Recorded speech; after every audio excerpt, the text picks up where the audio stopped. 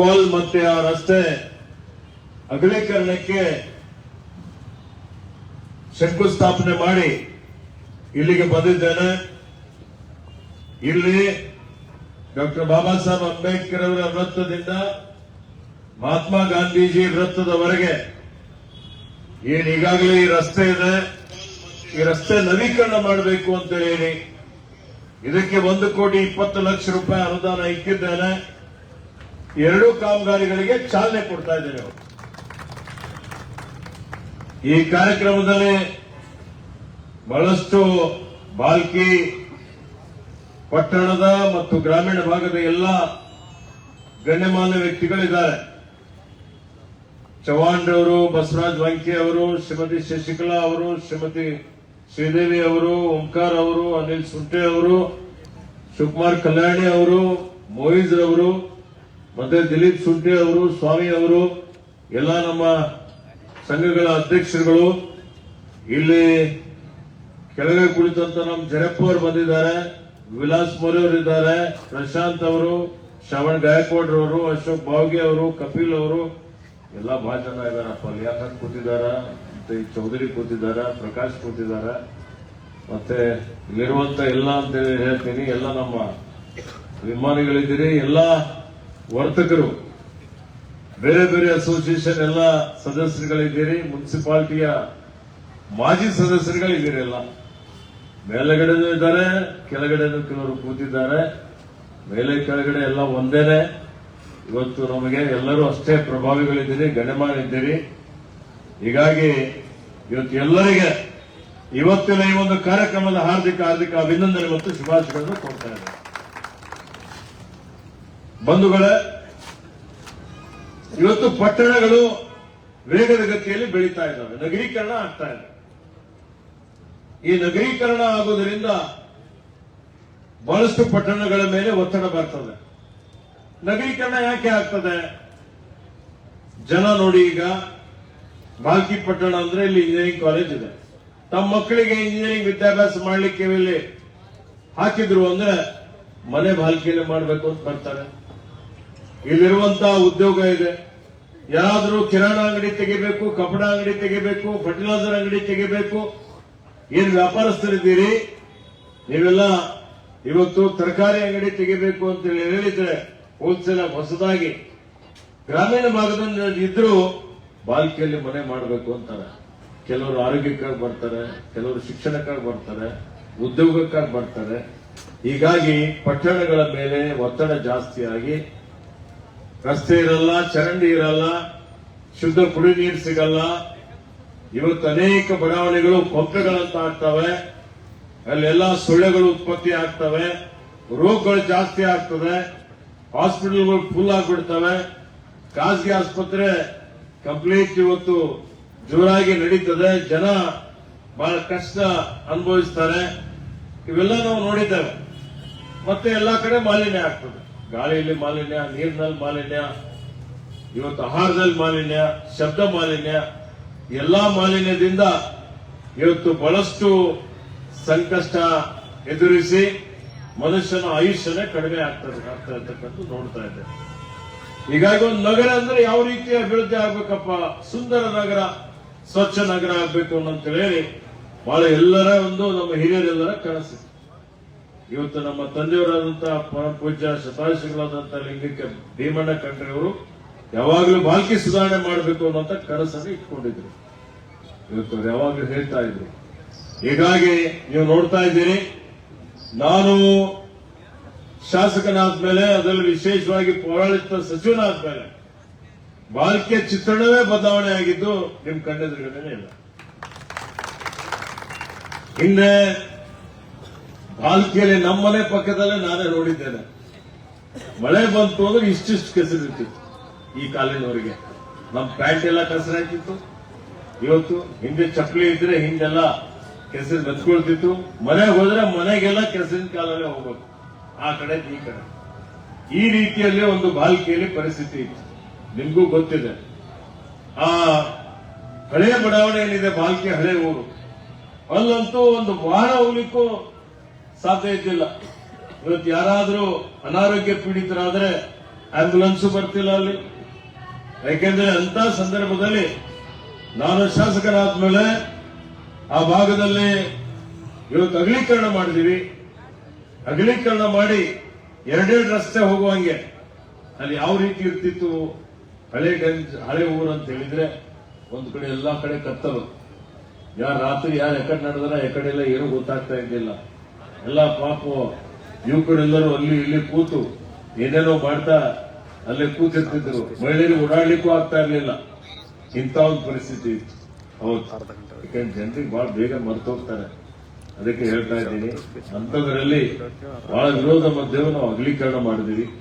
ಎಲ್ಲಾ ಬಡಾವಣೆಗಳು, ಅದು ಪರಿಶಾತಿ, ಪರಿಷ್ಠ ಪಂಗಡ, ಹಿಂದುಳಿದವರ, ಅಲ್ಪಸಂಖ್ಯಾತರು ಇರ್ಬೋದು ಮತ್ತು ಮೇಲ್ವರ್ಗದವರು ಇರ್ಬೋದು, ಎಲ್ಲರಿಗೂ ಅನುಕೂಲ ಆಗುವಂತಹ ರೀತಿಯಲ್ಲಿ ಹಳೇ ಊರೇನಿದೆ ಅಲ್ಲಿ ಸಂಪೂರ್ಣವಾಗಿ ಸಿಸಿ ರಸ್ತೆ, ಚರಂಡಿ, ಕುಡಿಯುವ ನೀರು ಮತ್ತೆ ಬೀದಿ ದೀಪ, ಉದ್ಯಾನವನದ ಅಭಿವೃದ್ಧಿ ಇವೆಲ್ಲ ತೆಗೆದುಕೊಂಡು ಇವತ್ತು ಸುಮಾರು ಆ ಭಾಗದ ಅಭಿವೃದ್ಧಿನೂ ಮಾಡಿದ್ದಾರೆ.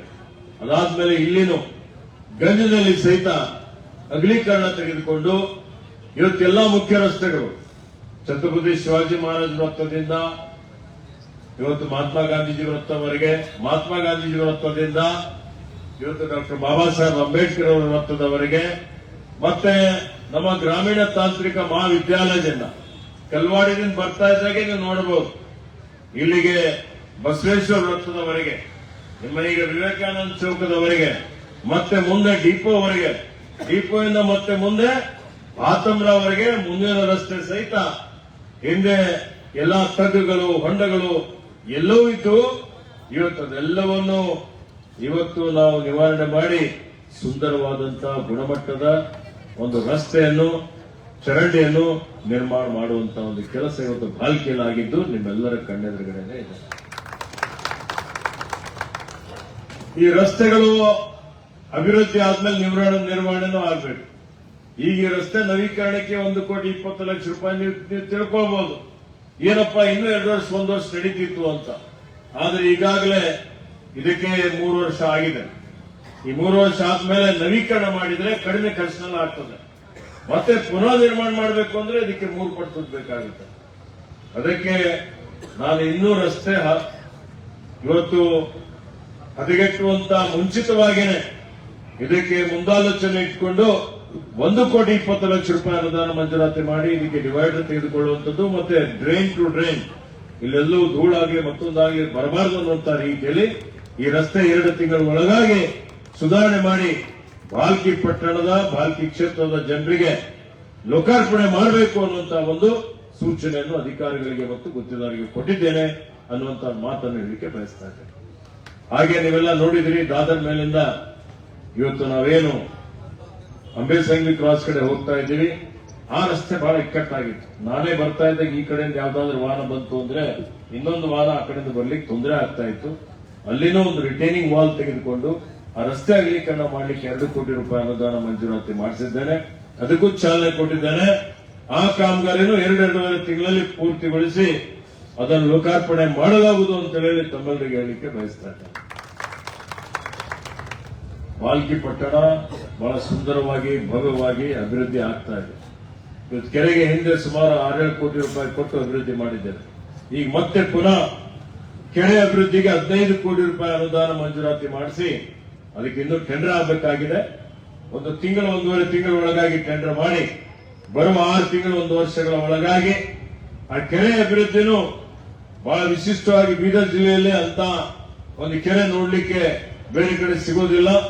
ಪ್ರವಾಸಿ ತಾಣವಾಗಿ ಅಭಿವೃದ್ಧಿ ಮಾಡಬೇಕು ಅಂತ ಹೇಳಿ ಯೋಜನೆಯನ್ನು ರೂಪಿಸಿದ್ದೇನೆ.